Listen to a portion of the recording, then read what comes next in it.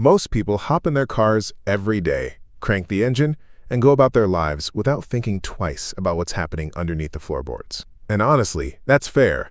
Modern cars are built to be so smooth and drama-free that it's easy to forget there's a lot of intense mechanical action happening a few inches below your seat. But if you've ever taken a corner and thought, wow, that felt pretty clean, there's a silent little genius hiding under your car that deserves some spotlight. It's called the differential.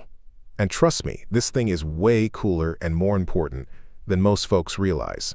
Today, we're going to break it down in a chill but thorough way, simple enough for beginners, detailed enough for enthusiasts, with a blend of new info and old-school history to make it stick.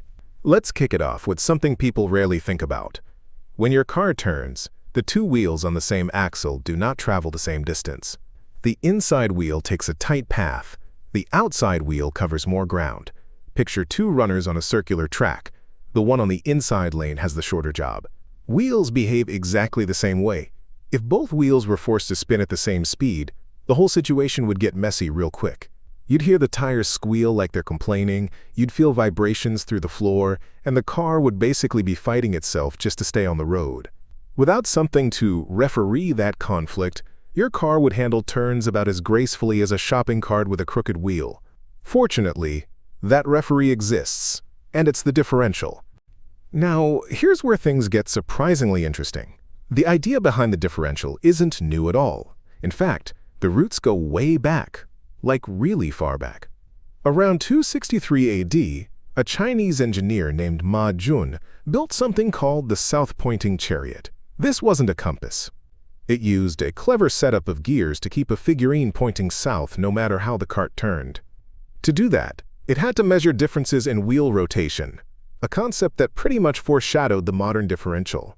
Fast forward about 600 years to the 1800s, and a French inventor named Onésiphore Pecqueur adapted the idea for early cars. Drivers could finally take corners without wrestling their vehicles into submission.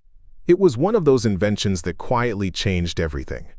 So let's talk about the actual problem a differential solves. When a vehicle turns, each wheel needs the freedom to rotate at a different speed. The engine, however, sends torque, basically muscle power, to both wheels. That torque wants to spin both wheels equally. The differential steps in and says, hold up, let's keep this civil, letting each wheel move at whatever speed it needs while still getting its share of the engine's power. If that didn't happen, the tire with less distance to travel would be forced to skid, drag, hop, or scrub across the pavement. Mechanics call that binding, and it's bad for everything. Tires, axles, bearings, you name it. The differential prevents that drama. Now, what's actually inside this thing? At a high level, you've got the ring gear, the big one, the spider gears, the little ones, and the side gears, the ones attached to the axle shafts. When the car is going straight, everything rotates as a single, happy family. The spider gears don't do much. They just sit there getting a free ride. But as soon as you turn, the spider gears get busy. They rotate on their own axis and allow the side gears, and by extension, the wheels, to spin at different speeds. It's one of those designs that's so elegant and logical that once you understand it, you can't unsee the genius. But even geniuses have flaws. The open differential, the standard type most cars use, has one big weakness. It always sends torque through the path of least resistance. That sounds harmless, but in the real world, it means that if one wheel loses traction, all the power goes to that wheel. Imagine one tire on ice and the other on dry road. The icy wheel spins like crazy, and the wheel with grip just sits there like, bro, seriously? It's great physics, but terrible for trying to move your car. Enter limited slip differentials, also known as LSDs. And no, not the trippy kind from the 70s. LSDs add resistance, so the differential can't just dump all the torque into the wheel with zero traction. There are a few styles. Clutch-type LSDs use friction plates to limit speed differences, perfect for spirited driving. Torsion LSDs use worm gears and clever geometry to push torque to the wheel with grip automatically. These are favorites in off-road trucks and high-end sports cars.